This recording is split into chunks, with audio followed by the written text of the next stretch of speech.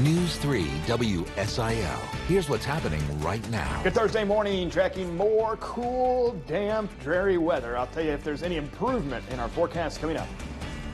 Making news headlines, President Joe Biden's trip now underway to Brussels. Find out if NATO leaders announce new sanctions on Russia. I don't wish this on nobody. I don't think I don't want anybody to go through this. It's horrifying. Oh, deadly storms impact parts of the South. We'll show you the damage left behind. And I'm live this morning at the Perry County Jail Museum where there's a new exhibit. We've got you covered from WSIL News 3 this morning. Good morning, everyone. It is Thursday, March 24th. I'm Dave Davis. And I'm Evie Allen, and we're so happy you decided to wake up with us. Storm Track 3 Chief Meteorologist Nick Hausen is here. Cold start, kind of nasty out. It has been, and we've been kind of stuck in the funk, haven't we, this week? Gosh, yeah, I mean, that's kind of what it is.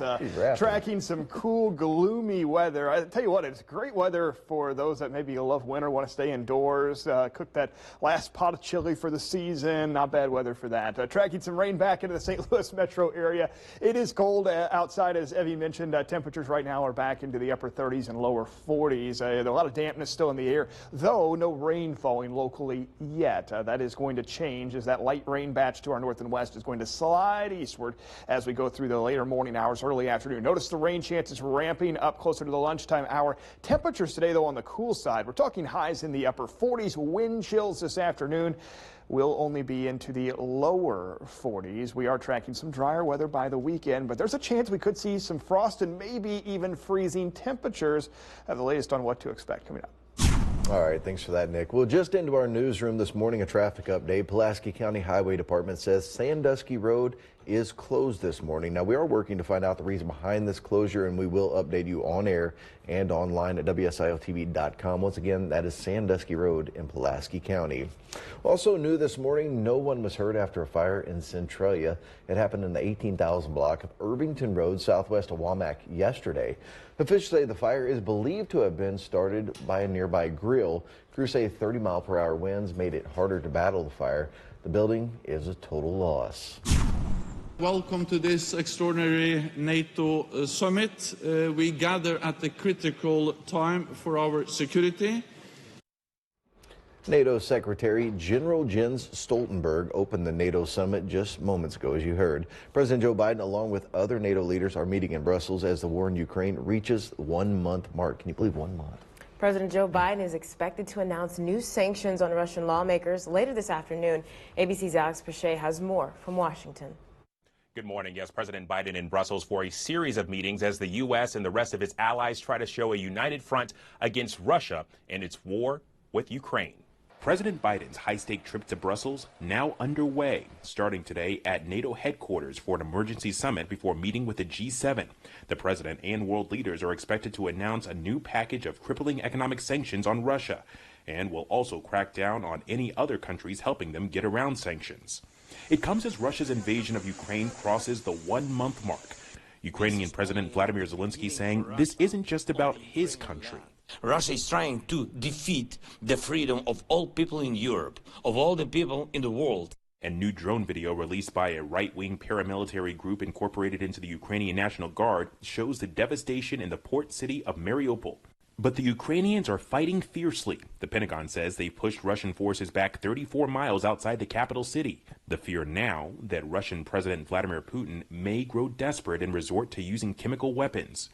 This morning, ABC News confirming the White House has quietly assembled a so-called Tiger Team, a group of national security officers tasked with drawing up plans for how the U.S. should respond if Vladimir Putin orders a chemical or biological attack.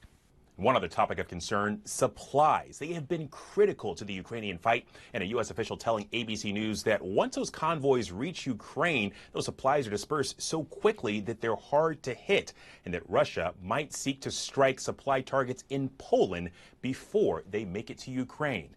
Alex Pachet, ABC News, Washington. There's also a Southern Illinois native helping war efforts in Ukraine right now. If you do recall, former U.S. Army medic David Breimer has been in Ukraine for nearly 3 weeks, and we have been able to talk to him. So far, he's helped train 467 Ukrainian civilians in combat medicine. His fiancée spoke with News 3's Brandon Morano yesterday and says he's exhausted but pushing through. And right now, Ukraine is in desperate need of medical supplies. So if you would like to help, you can drop off medical supplies at the Benton American Legion or the Marion VFW.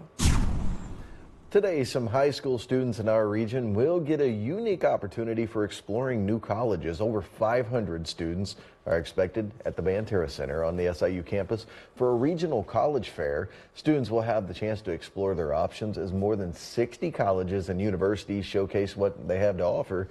The event is put on by the Illinois Association of College Admissions Coordinators.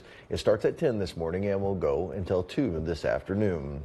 A thank you ceremony will be held today to recognize emergency responders who assisted with the I-57 pileup last week. The event will honor those who helped with incident management, recovery, and cleanup efforts. It will be held at the Missouri Department of Transportation Southeast District Office Complex in the garage at 3 this afternoon. Speakers include Mike Keogh, the Lieutenant Governor of Missouri, and Patrick McKenna, the Missouri Department of Transportation Director. Well, Missouri Governor Mike Parson will be in our region today. He's expected to make several stops in southeast Missouri. He'll be in Gobbler for a tornado response appreciation event.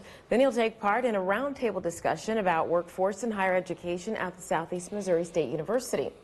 Parson will also tour the SEMO Law Enforcement Academy along with the Grizzly Jig Company in Caruthersville. Well, bridge construction on I-57 in Jefferson County starts tomorrow. The southbound lanes of I-57 will be closed. Traffic will be diverted to the northbound lanes and restricted to one lane in each direction. Southbound exit at Dix will also be closed. Those lanes are expected to reopen in mid-November. I really thought I was going to die. I mean, in Ida, I didn't think I was going to die. I know that sounds weird, and it was pretty scary for hours. Take a look at this video of tornado damage in Louisiana. The National Weather Service says a deadly EF3 tornado hit a community just outside New Orleans. It was packing winds of at least 136 miles per hour. A second tornado hit north of New Orleans in Lacombe with a preliminary rating of EF1. Officials say peak winds were estimated at 90 miles per hour there. Chris Wynn is in Louisiana with the latest. Houses collapsed. I really thought I was going to die. Roofs ripped off. Well, it just happened so quickly. And vehicles overturned. It's just like they say, it's like a train. Workers and neighbors in and around New Orleans are sifting through the rubble. Oh my God. At least 2 tornadoes struck the region Tuesday night, killing at least 1 person and leaving thousands without power. We were in the house and my husband was outside and he came running in. He just said, he's like, it's going to hit us. In the Arabi neighborhood of St. Bernard Parish, just outside New Orleans, officials say the damage stretches on for about 2 miles. We're going to manage all that this morning, see what the needs of our citizens are, and get to work in recovery.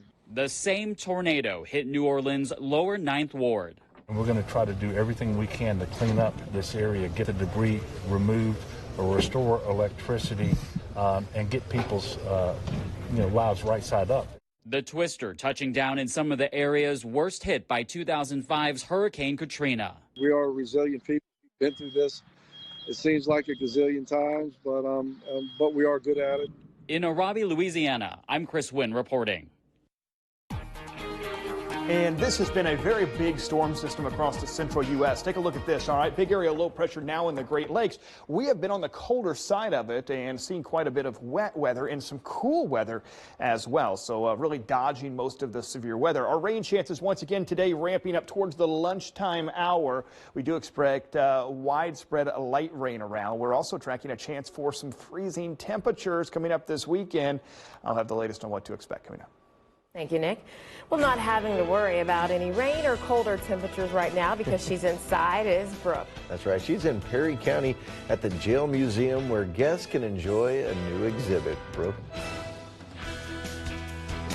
Yeah, good morning, Abby and Dave. Well, you don't want to drop the ball on this exhibit, or in this case, your pom-poms, because we are talking about 100 years of Panther basketball coming up.